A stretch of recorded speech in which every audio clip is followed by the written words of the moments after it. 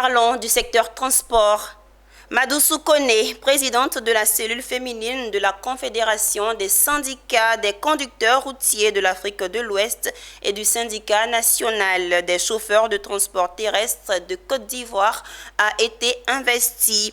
Une investiture qui vient matérialiser l'engagement de ces organisations qui tentent d'offrir à la femme toute sa place dans la gestion du transport en Afrique. Walter Kofi et Doumbia Ayouba. Longtemps resté la chasse gardée des hommes, le secteur du transport offre désormais plus de place à la femme.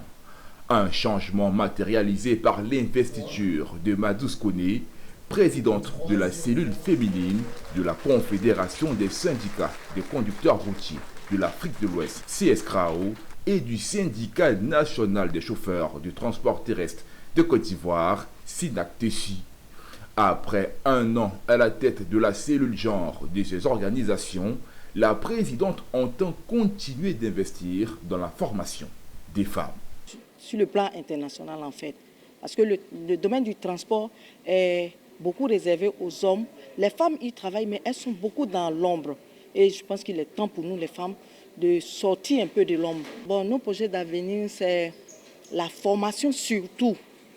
Parce que le domaine du transport n'est pas vraiment chose facile. Donc il faut vraiment former nos sœurs. La cérémonie a été marquée par une remise de distinction aux acteurs du secteur du transport en Afrique, récompensant ainsi leurs efforts fournis. Pour eux, la femme a toute sa place dans ce secteur et son positionnement devrait contribuer de manière significative au développement du transport en Afrique.